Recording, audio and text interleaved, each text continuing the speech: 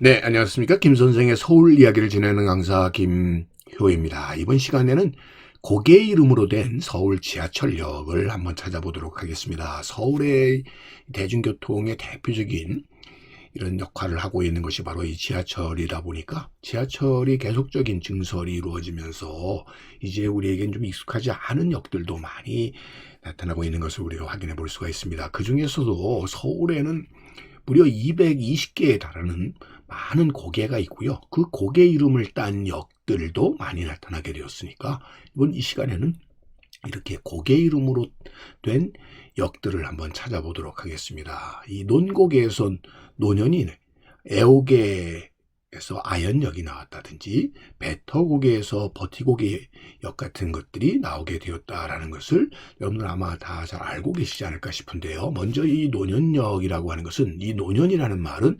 논고개를 이 음을 빌려가지고 한자화된 것이라고 보면 되겠습니다.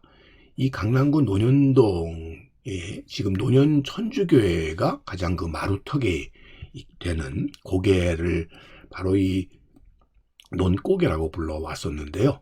영동 우체국 위에서 반포 아파트까지의 산골짜기 좌우의 벌판에 논밭이 이어져 있어서 유래된 이름으로 이렇게 알려져 있습니다. 그래서 한자명이 바로 이 논현이 되고요. 그러다 보니까 이 일대의 동 이름도 논현동으로 이렇게 자리 잡게 되었다고 보시면 되겠습니다. 특별히 서울 지하철 7호선과 신분당선의 환승역으로 자리 잡고 있는 것이 바로 이 논현역이 되겠는데요. 여러분들이 보시다시피 이 학동 지역에서부터 넘어오는 이 고갯길이 표시가 되어 있고요. 고갯길 좌우로 이렇게 논밭이 표시되어 있는 것을 볼 수가 있습니다. 바로 이 논밭이 펼쳐져 있다고 해서 논고개라고 붙여졌었던 것이 오늘날의 논현이 될 수 있었다라고 보시면 되겠습니다. 논현 천주교회로 넘어가는 이 고갯길이 여러분들 아마 잘 아시다시피 상당한 고개가 되겠고요. 이것이 바로 논고개였고 이것이 오늘날 논현교회로 바뀌게 되어서 논현역이라든지 아니면 신논현역과 같은 이런 역의 이름으로 논고개가 남게 되었다라고 보시면 되겠습니다. 그 다음에 지하철 4호선 당고개역, 우리 아주 익숙한 역이 되겠는데요. 이 당고개라고 하는 말은 옛날에 이곳에 소위 당집, 성황당이 있었다는 것이죠. 혹은 또 미륵당이 있었다는 데서부터 유래를 하는 것으로 한자로는 이 당고개를 고개 현자를 써서 당현이라고 부르고 있고요. 이 미륵당엔 전설이 이렇게 내려왔었던 당집이 이 경복궁 중건 과정에서 이 당이 헐어버리게 되면서 터만 남게 되어서 결국 지명으로 당고개라는 명칭이 쓰여지게 되었고요.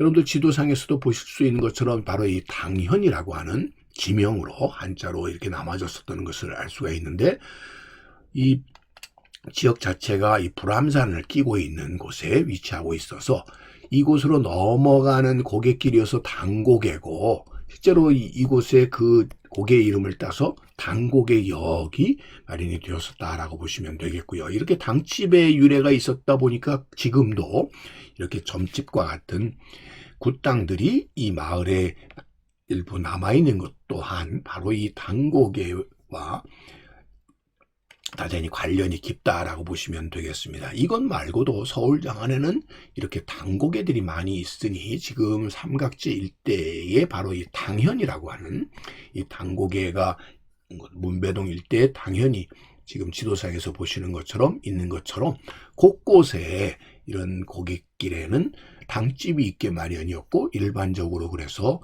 당고개, 성황당 고개 이런 명칭으로 쓰여지게 되었고 그런 명칭이 이어져 와서 오늘날 당고개역이 이어지고 있다라고 보시면 되겠습니다. 또 하나 들을 수 있는 것이 지하철 6호선의 이 버티고개역이 되겠는데요.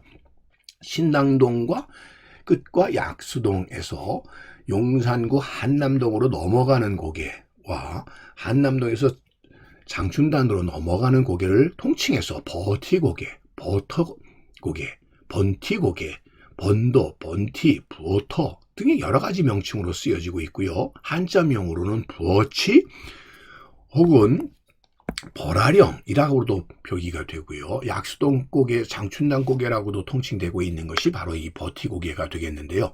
일찍이 이곳에 길이 좁고 사람이 인적이 드문 곳이다 보니까 예전에는 이곳에 도둑이 많았다라고 해서 실제로 밤중에 버티고개를 가서 앉을로 하면 결국 이 도둑놈을 의미하는 말이 되었었다라는 얘기가 있습니다. 결국 이렇게 번도라고 해서 도둑을 쫓았던 술락꾼들의 이야기가 번티, 버티 이런 명칭으로 바뀌어져 오늘날에 이르게 되었고, 이것이 영명으로 나타나게 된 것이 6호선 버티고개역이 되겠습니다. 여러분들 이 부어치라고 하는 지명으로 나타나고 있는 것이 목멱산 남산 아래에 이어지고 있었던 버티고개의 한자 표기가 바로 이 부어치라고 보시면 되겠고요. 바로 이렇게 넘어가던 고갯길, 그래서 여러분들 한강, 지금 한남동 방향으로 넘어가던 고갯길이 버티고갯길이어서 특히 한강진에 배를 타러, 나루로 배를 타러 가는 고개, 그래서 백터고개, 뭐 이런 명칭으로도 불려졌었다라는 설이 있었던 것이 바로 이 버티고개가 되겠습니다. 그래서 이 버티고개 명을 따서 오늘날 버티고개역이 이어지게 되었고, 그 다음 역이 한강진역으로 이렇게 6호선 지하철역의 이름으로 이 고개 이름이 남게 되었다라고 보시면 되겠습니다. 한편으로 이 큰 고개라는 의미로 대치라는 지명, 역명으로 사용된 대치역이 있고요. 또 한티역이 같이 사용이 되고 있는데, 처음에 이 지하철 건설될 당시만 해도 영동역이라고 불렸었는데, 경부선의 영동역과 혼선을 피하기 위해서 원래 이 동네에 있었던 한티 마을에서 이름을 따서 대치역이 되었고요.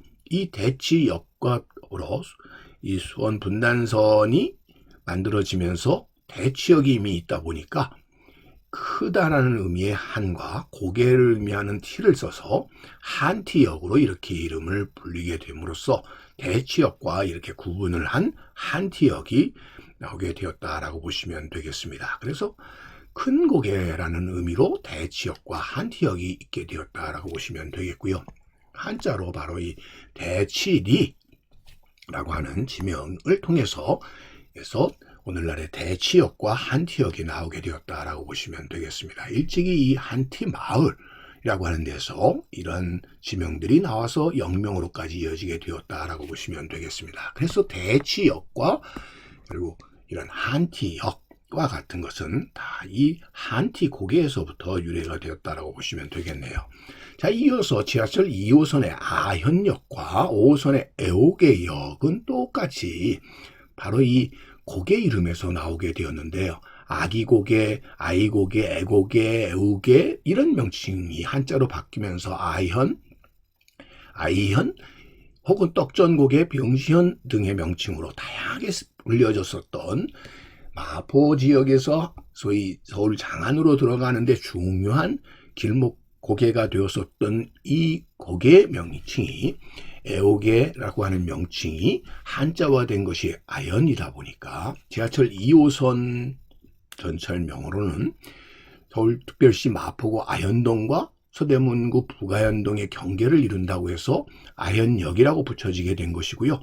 이 아현동의 옛 지명이 애오개이다 보니까 5호선의 경우는 이를 구분해서 애오개역으로 이렇게 붙여지게 되었다라고 보시면 되겠습니다. 자, 그래서 여러분들 여기 지명에서 지도에서 보시는 것처럼 아현이 있고 만리현이 있었죠. 이건 큰 고개, 이건 작은 고개다 보니까 작은 고개, 아기 고개, 애고개 이런 명칭으로 이렇게 불려지게 되었다라고 보시면 되겠습니다. 자, 이런 명칭으로 불려졌었던 것이고, 이것이 아현동, 북아현리 이런 명칭으로 사용되게 되었고, 그래서 등장하게 된 게 아현역과 애오개역이 이렇게 등장하게 되었다라고 보시면 되겠습니다. 자, 이처럼 그 지역의 지명들을 주로 따서 있었던 고개 이름을 따서 만들어지게 된 이런 역들이 서울 지하철역 이름 중에는 상당히 많이 있구나 하는 사실을 오늘 확인해 봤습니다. 오늘 이 시간에는 서울 지하철역의 고개 이름을 딴 역에 대해서 꽃밭을 가꾸는 김 선생이 말씀드렸습니다.